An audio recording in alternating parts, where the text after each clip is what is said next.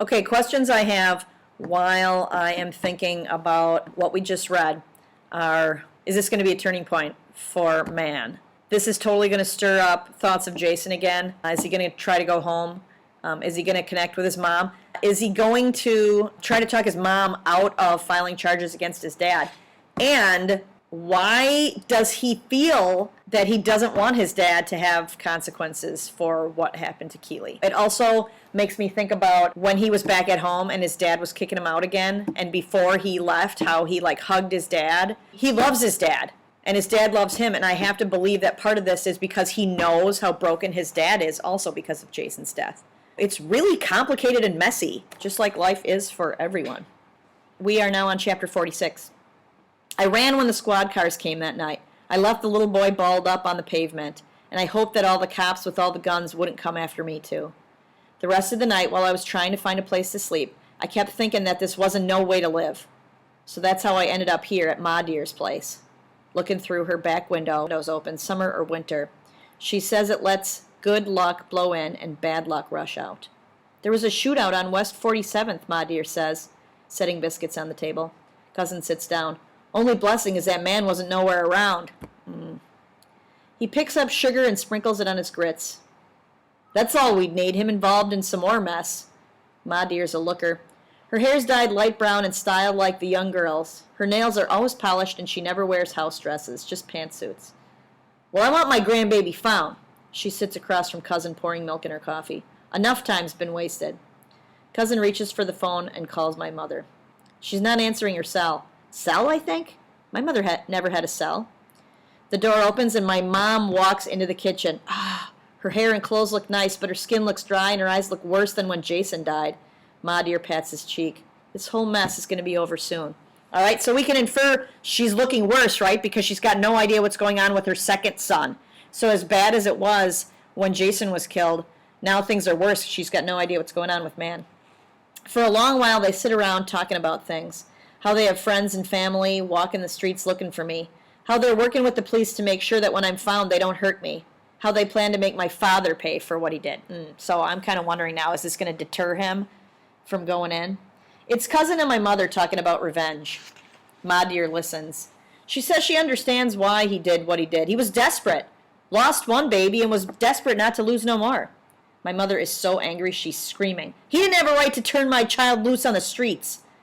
She's leaning on the counter, shaking her head, saying my father took a good boy and turned him bad. I'm going to make sure he pays for that, too. I keep waiting for them to say where my dad is.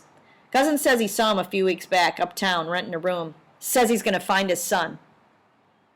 My mother is shaking, telling him she'll never let my father see me again. Okay, I'm sure that that's not what man wants to hear. Although I wonder if he would have felt differently if his mom wasn't pushing so hard against it. I don't know, we'll have to see what happens. Ma Dear holds her hands. She explains to her that my father loves me too. My mother pulls away. I will find my own son. I will raise him by myself. He will turn out to be a good man. She's walking around the kitchen. A better man than his father would have made of him. She walks to the front door, then comes back to the kitchen. She lets them know that she has enrolled me in school, an alternative one. She's hired a lawyer, too, who met with the judge and let him know I didn't leave home on my own or break the court order because I wanted to, but because my father forced me into it. I guess she didn't tell them that she knew about me leaving with Dad that first time, and she didn't say if my father was going to get in trouble with the judge or not, but I could see that Cousin was hoping he would. My mother walks into the living room again, staring at the wall. Ma Dear has filled it up with my paintings. I wouldn't want to come home either, she says, opening the front door and walking out. Ain't nothing there but bad memories. Ma Dear asks for water and baking soda. My stomach's upset. She stirs the white powder in and drinks up. Semple? Yes, ma'am? Find my baby. Cousin wipes his mouth with a napkin and stands up. Ma Dear, nobody knows where man is. Not man. William. Find William. Cousin makes a face. He's hurting too. Gotta be. She stands, and Cousin pulls back her chair. A man who... He throws his napkin on the floor. He ain't coming in this house. He ruined that child. Destroyed his future. Do the best you can. Cousin shakes his head. If that's the best a man can do, then God help us. His face gets red, like he just thought of another reason to be mad at my dad. How you give a good boy up to the streets? Mahdir is rubbing his back, explaining that there's no way to explain none of this, but she tries to anyhow. In a garden, insects will sometimes eat, kill everything in sight. You work hard to grow your stuff. Now you're watching it die right in front of you. You think, I gotta do something, anything. So you spray, you pray, you spray some more. Too much, maybe, and the whole thing dies. Then she sits back down. You had a problem? You tried to fix it? Fixing it just made it worse. She's wiping the table and shaking her head. That's what William did. Fixed it till it just broke altogether. Cousin hugs her and leaves. After he's gone, I take off. At the corner store, I ask for a paper and a pencil. I buy an envelope with a stamp in it. To everybody, I'm all right. Stop looking for me. Man. On the way to the mailbox, it hits me. I'm going to die on these streets. And if I go home, I'm going to die there too, inside, where nobody will see. It takes me a while, hours really, to figure out what to do. To stop being scared and walking up and down this one street like I'm casing a joint. But then it comes to me.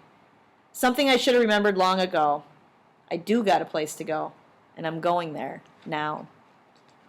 All right, prediction. Where do you think he's going?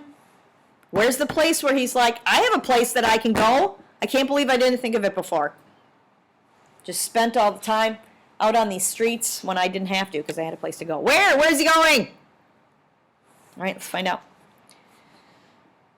When I get to the horse farm, I stand at the gate and stare. Closed forever, a sign reads. The place don't look it, though, because the fences always need painting. The gate was always broken, and the grass always looked like it does now. Hard and dry with clumps of overturned dirt everywhere, like somebody was planning to pack it up and take it with them when they left. Dream-A-Lot Stables is big enough to hold 20 houses on it, with none of them even touching. There's 4 small stables, a barn, a fenced-off patch of land for riding, an office building, and a patch of trees that leads to a graveyard nobody uses anymore. When I was little, the horses had saddles, and they kept their heads up high when you rode them. But the older I got, the sadder they looked, holding their heads down low, looking like they was sorry you showed up. Hope you someplace nice, Journey, I think. You too, Keeley, I say, picking up grocery bags. With the horses gone, it's extra quiet here, but it's pretty. Leaves on the trees are the colors of red, peppers, and pumpkins. The air smells sweet and clean, and the green barn at the end of the trail looks freshly painted, not chipped and dusty like I know it is. When I get to a building with offices in it, I look inside. File cabinets are pulled open. Blue folders and papers are all over the desk and floor. Crooked yellow pictures of Journey with little kids on her back hang on the walls. I throw a rock through the window, stick my hand inside, and open the door. The first room is as small as my bedroom. The bathroom at the end of the hall is dirty, and there's no water in the toilet, just a big brown ring. I take a leak anyhow. I cut on the light. No electricity. I turn on the water. That works. I head for the couch and lie down. It's hard and itchy. I stretch out anyhow. Next thing I know, it's almost dark. I'm opening drawers, digging in cabinets, trying to find a match. There's melted citronella candles all over the place, so there must be matches. When I find the matches, I light the candles one by one and sit in the window watching the sun go down. It don't take long to realize, though, that I don't like being here all by myself. It's like I'm the last person on earth. Breakfast is dry cereal and raisins. When I'm done eating, I head for the couch again and go back to sleep. It's like 2 in the afternoon when I wake up. I'm wondering, is this what I'm going to do? Sleep my life away? So I make myself get up, even though I'm still tired. I go to the side of the building and hose my hands and face. I gulp water that tastes like rust. Go to the bathroom. Lie on the floor, and before I know it, I'm sleeping again. It's dinner time when I wake back up. This time I don't give myself a chance to fall asleep. I start walking, heading for the barn. I figure I'll find something there for protection, a knife or a shovel. The night before, I wiped the gun clean and threw it down the sewer. I hate guns. I never do get to the barn where the stables are. 2 deer run toward the graveyard, and I follow them to see if there are more.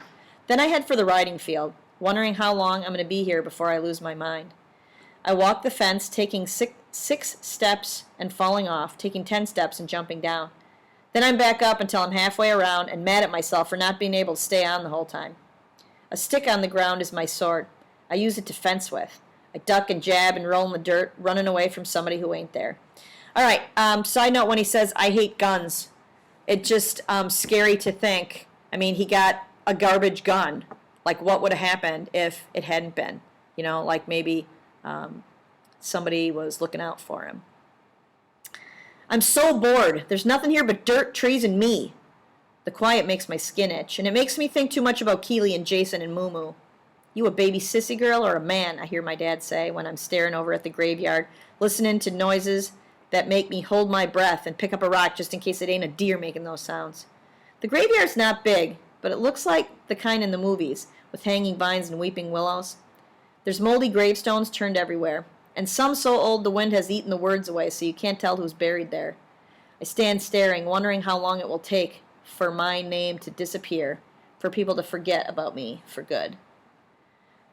I don't think I can do this. Live by myself with nobody to talk to, play by myself, go forever with no TV, no PlayStation, no CD player, no basketball, baseball, or football, no telephone, no cell phone, no girls, no movies, no friends, no refrigerator full of food, no corner store, no nothing. Spending Thanksgiving and Christmas by myself, no turkey or cranberry sauce or Ma Dear sweet potato pie. I'm getting out of here, that's what I'm thinking. But I can't go nowhere, because anywhere I go, somebody's going to get in trouble for it. So I sleep. I found a blanket and a pillow. I think somebody used to sleep on the job. Luckily, it's still not so cold out. If I was home, my mother would never let me just sleep. She'd always find something for me to do, like setting the table for Thanksgiving. But here, I sleep and sleep some more, because I can. Because if I don't sleep, I just might go back to being who I was. That is a good line. I just might go back to being who I was, and clearly he's not happy with who he was. I think this is good, and I think for Man that he needs some time to think about who he was and how to be the person that he wants to be. I think he's got a lot of people that he's looking at. Jason, his dad, Keely, Moo Moo, like to try to figure out who do I want to be.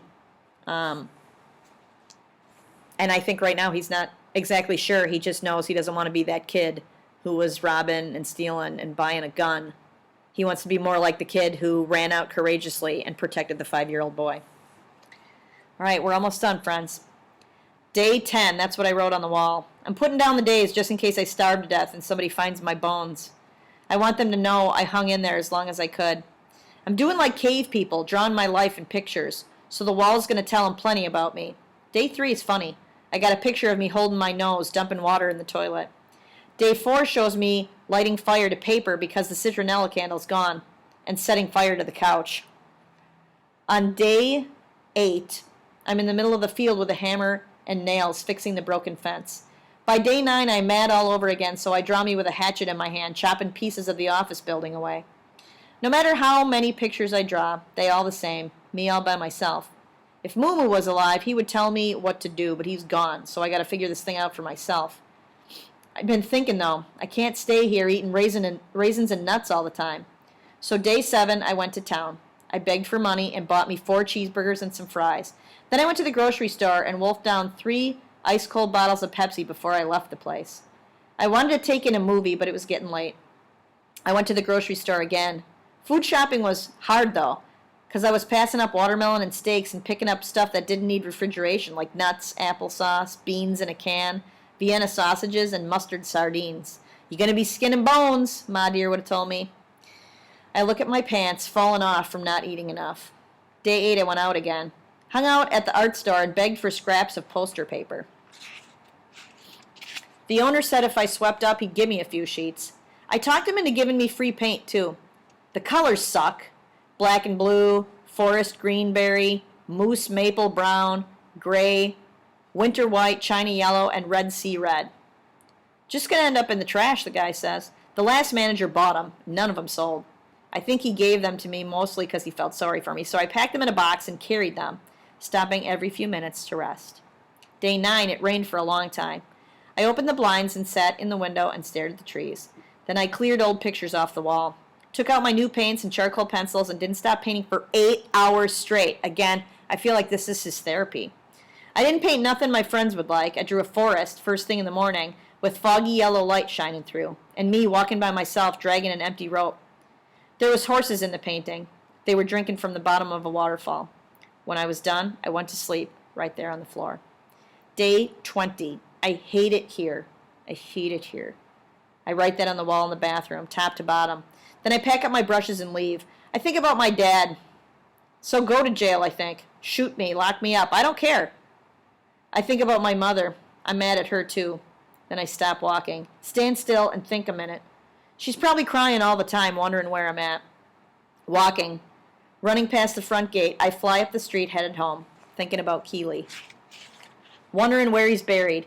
Thinking I'm going to go to his grave and pour paint over the headstone and stick some brushes in the dirt and send him off right. But then when I'm almost on our block, almost home, my feet don't want to go no further. They fix to the ground, tight as the bolts that used to hold the streetlights in place. For a whole half hour, I'm stuck. Can't go home, can't go back to Keeley's place or Cousin's neither. It ain't that somebody wouldn't take me in. It's just that, well, sometimes it's better to be all by yourself than in a house full of trouble or around people who only remember how you used to be. So I turn around and go back where I came from.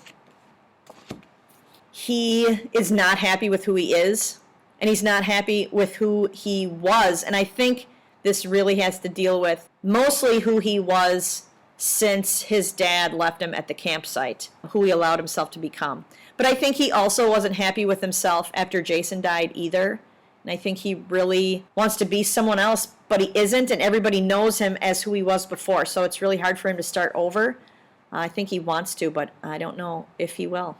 So we'll find out. I'll just say this. It's courageous to start over. It's hard. And it's hard to know that when you make changes that people will not always believe that you've changed. But all you can do is the best you can do. And eventually in time, your actions show that you're not who you used to be. All right, we'll talk soon, friends.